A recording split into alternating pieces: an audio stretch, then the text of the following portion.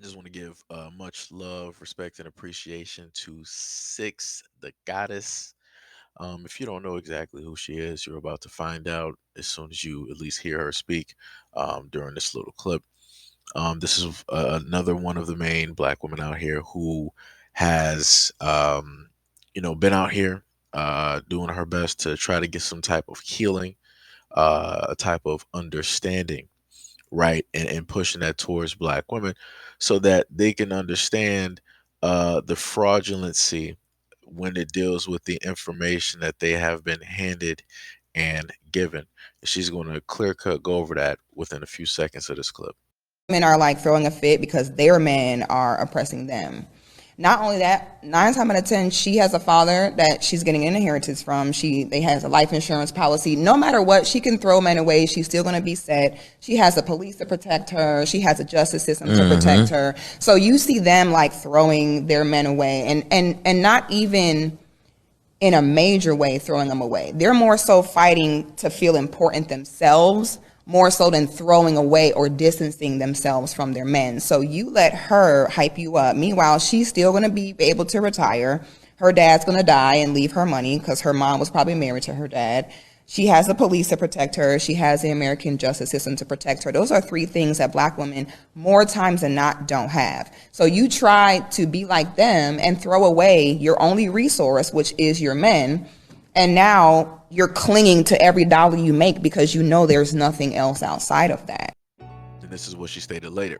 Protections and provisions are very complex umbrellas with many different layers and subcategories underneath them. In general, these are the two most important survival factors that a woman needs from a man. At any given time, white women have two out of the three things covering her just because she exists. One, the police; two, the justice system; and three, some sort of general inheritance or insurance with her name on it somewhere and in some form.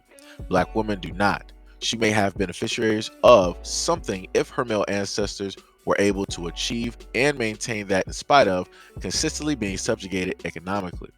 I am not here to listen to the few white women carrying tiny violins crying about how this isn't true. It is for the majority. I am not arguing with you, Karen. So it's comical to see white women attempt to lead us down this forget men path, but they still are under man's covering while leaving open season for you. They can never leave their men for real. They're systematically wielded into everyday lives, whether they agree with it or not.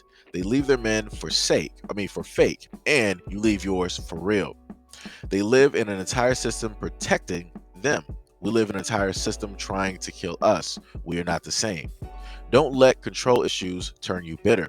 You didn't get what you wanted, so you cut off your nose to spite your face. Don't let anger make you unwise. Life is chess, not checkers. You never throw out your only lifeline of substance because it doesn't look like someone else's. Look, at the end of the day, for black women, the main thing that a lot of guys have been saying is that y'all have been getting led down a crazy path, and this is a path that you chose to, in a sense, be led down. You accepted this path because you felt that, these women were your sisters, you're part of a sisterhood, you felt that they loved you and supported you, you felt that their plight was your plight, and all these other types of things. Realistically, this was a whole completely separate fight. Like, black men and black women have been fighting the same exact fight for the longest time, but magically they show up and the whole fight changes. Now it went from both of us basically fighting the exact same system to get the exact same rights, the exact same freedoms and equality and all this other stuff, to it being like, no, black men, you have oppressed us. No, black men, you've taken so much from us. No, black men, you've never supported us. No, black men, you've never protected us. And then it goes down this long line of, during the riots, black men never protected us. During all of these cities that got burned down, black men never protected us. During all the things that's ever happened, that black women have ever been, black men have never protected. It goes down this whole line, and it's like, where are we going right now? Like, we're talking about stuff that none of us were actually there for. Nobody saw any of the rebellions. We don't know what black men or black women were sitting up there realistically doing. We have a few stories, but yet again, that was written by other people. Those people that were there, they weren't able to tell their tales, right? The same thing going through with slavery. Nobody can sit up there and 100% tell you what was going on there, because a lot of those people that were around during those times, they're no longer here. And then it goes into this whole time period of now, where you have black women saying like, oh, you guys don't protect us, you guys have never protected us. I've seen videos of black men protecting black women, but like I said before, even within those videos, you still have black men losing their lives for protecting black women, which doesn't get highlighted or talked about.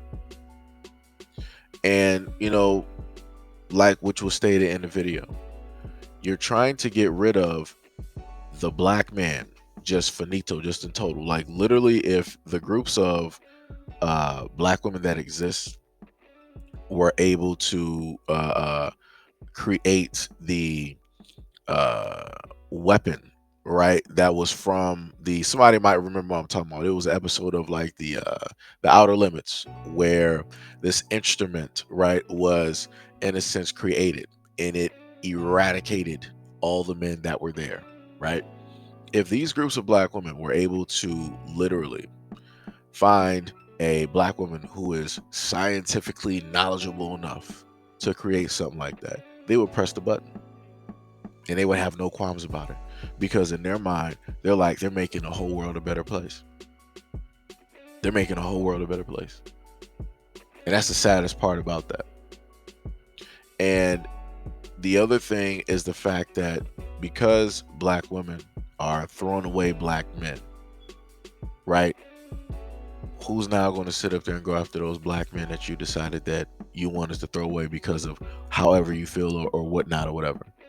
And then within that same token, knowing the fact that you threw all of these black men to the side, that you don't even want to deal with these black men. So then when you see all of the black men that you skipped over, and you see women of other groups basically taking those black men, having relationships, becoming fiance, getting married, having kids, now you want to be even more angry because those black men are with who not and whoever, when you from the start already had the opportunity. You already had the cheat codes. You had the cheat codes from the beginning because you were born in the same community. You were around these guys. These guys were more than likely interested in you, or let you know in some way, fashion, or form that they were interested. But you decided that you wanted to bypass all that. You wanted to overlook all that. You wanted to negatively down talk and all these other types of things. So now when you see those other guys or somebody else, now you want to be even more mad as if that guy is to blame when realistically it was you. Because you had the shot at being a champion. You decided that you didn't want to sit up there and take that title at that time. You decided that. And that's clear cut what she's sitting up there telling you right now. Black women decided to be in the feminist movement. Black men didn't push black women into that. No other group of men pushed black women into going into that. Black women allowed that to happen. So now because you wanted to carry on the same as Karen, now you're going to end up being just like Karen, but the only difference is you're going to be 100% alone. Karen is never going to be alone. There's always going to be protections. There's always going to be men. There's always going to be money. There's always going to be something for Karen. There's not going to be always something or anything for you. But this is because you decided that you wanted to solely turn your back, and you wanted to say that, oh, black men just don't do anything. Black men are worthless. Black men are this. Black men are that. So you really think that a group of men are going to stand around, and first of all, we can't even defend ourselves verbally, because if we say anything verbally back, oh, it's seen as you hate black women. So the moment in time we defend ourselves, we already lost points. Us being black men in general just standing, we're losing points. And then us just being single, just trying to sit up there and work and just figure stuff out, we're losing points there, because it's like, oh, you should have already been had yourself together, XYZ and da da da and all this other type of stuff. So yet again, while you're sitting up there throwing all of these black dudes away because you feel that you could sit up there and do better, Karen is sitting up there winning on both sides. I'm just going to let black women understand. Go back and learn history. When you look at a lot of these wars, you had entities that sat up there and funded both sides of the war. Pay attention. Pay attention. So while you're trying to be like Karen, Karen is sitting up there winning on both ends. Why? Because Karen is still going to be able to get the white guy at the end of the day, or Karen is still going to be able to get the black man that you decided that you wanted to push to the side at the end of the day. And she's going to be sitting up there laughing at you while still going to the bank, while you're sitting up there going broke.